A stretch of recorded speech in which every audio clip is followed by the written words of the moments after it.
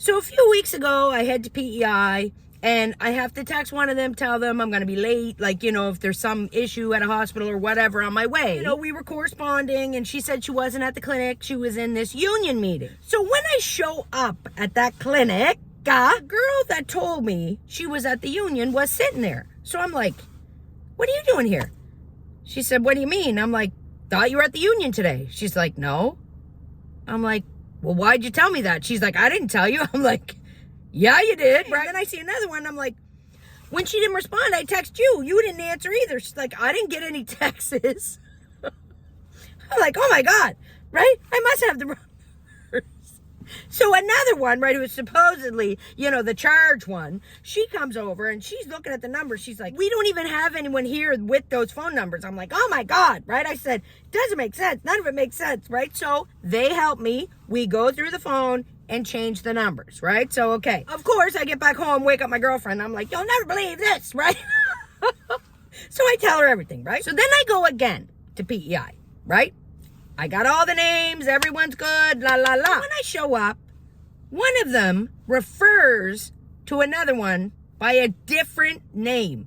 And I know that's not her name, right? And I go, what you call her, right?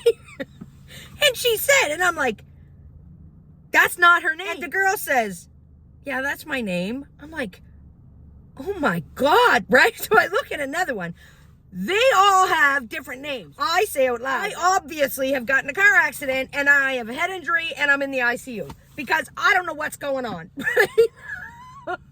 I am totally not in my own reality. I take my phone because there is a phone number for the person that I have been contacting and I call it. I'm like, yeah, I know it's you, right? So I call it. Rings and rings, rings and rings. And their phones aren't ringing, right? And it goes to voicemail. But there is no voicemail. It's one of those stupid ones that says, you've reached number la la la, right? Well, I'm like, hello? I said, this is Diane, right? I said, and I don't know who you are, but can you call me back, please? I said, and if I don't answer, I'm obviously in an institution by now. So I hang up the phone. And nobody is saying anything but like, their names are not the names that I know they are now, right? So I am overwhelmed, confused, right? Whatever. And when I'm going to leave, one of them says, oh, we should tell her, I'm like, what? I'm still so disconnected. I tell her what, right? I obviously am not standing here on my own feet.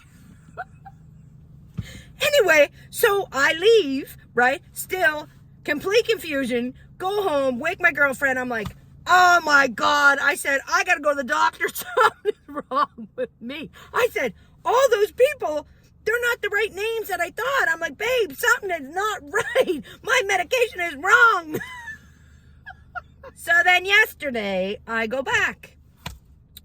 Well, they're like, are you still mad at us?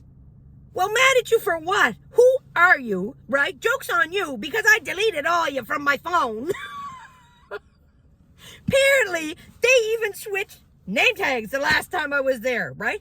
And somebody I work with, not naming any names, Tyler, apparently went into my cell phone and changed those numbers, right? He pranked, right? That's a prank, right? You're lucky I didn't just keep driving, go right to New York or something. Oh my God.